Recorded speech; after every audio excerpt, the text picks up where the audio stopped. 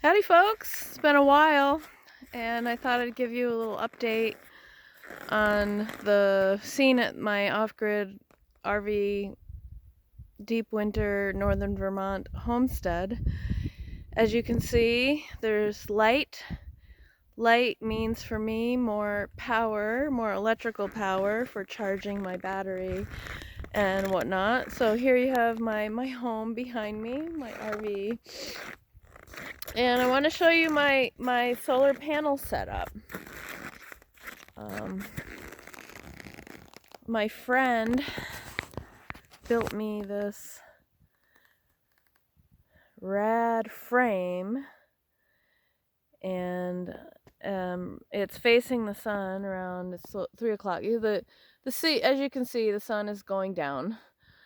It's still kind of short days. They're getting longer, but this is late afternoon, and I'll show you what I'm up to on the homestead. Little backstory, it's been much colder this winter, which is actually normal. You know, it's actually normal for us to have so many below zero nights. But that meant that I ran out of wood because I was going on what I had last year, and I had the same amount, and I was running out. And so here is my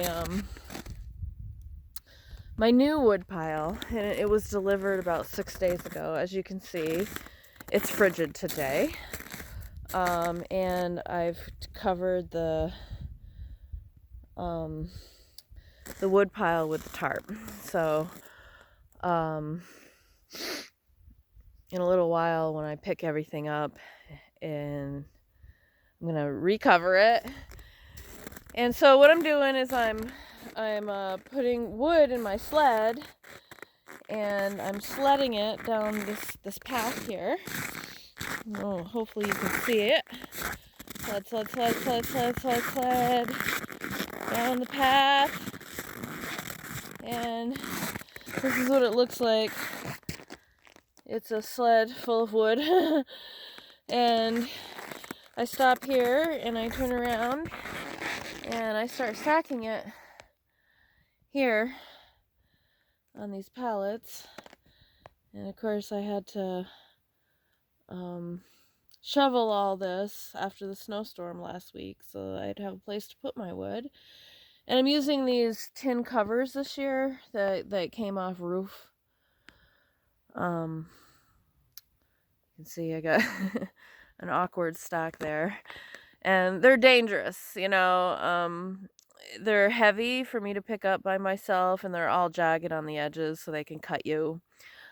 But I still prefer it to tarps, because tarps build up ice and snow on the edge, and then they're impossible to get up. So these are easy because you don't have to take them off every time. You can see I can just take my wood out from underneath and, you know, not have to cover and uncover every time like tarps. So I'm liking that. You can see I got some decent hardwood here. But to tell you the truth, it's a little bit wetter than I was hoping for. I don't know if it was because it was out in the guy's truck during the snowstorm, and then we had kind of a melt and things got really wet. So I'll take his word that it's been drying for a year.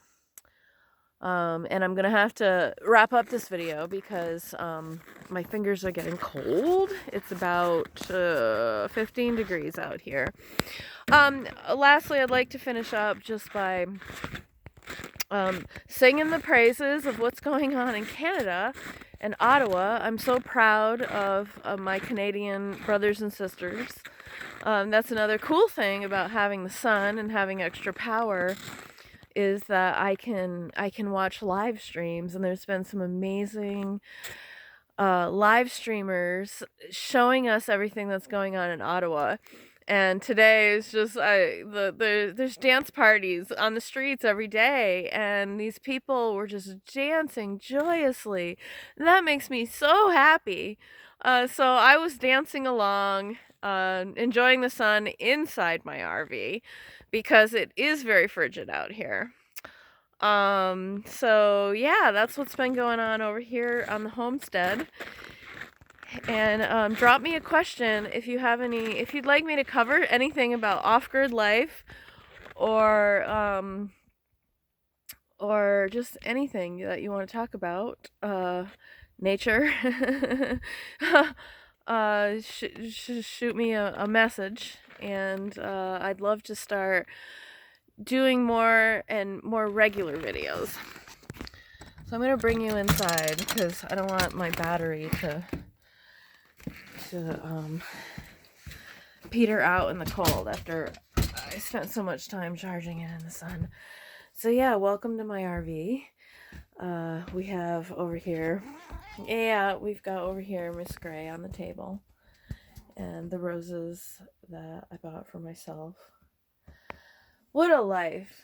What a life. You know, there are two ways you can look at the kind of life that I have in middle age.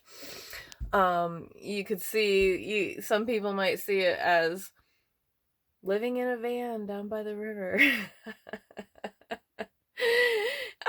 And you can laugh, you know, but I appreciate everything about my life, including the freedom to watch the live streams from Ottawa, to be a watcher of the world in a way that maybe I couldn't if I wasn't so self-sufficient, and spending my days here hauling water. You know, people think also that maybe I'm living a lonely life, and I admit sometimes I do get lonely. But it was also because of the restrictions, and let Miss Gray out here, and the whole COVID thing, you know, and the fear, and then even the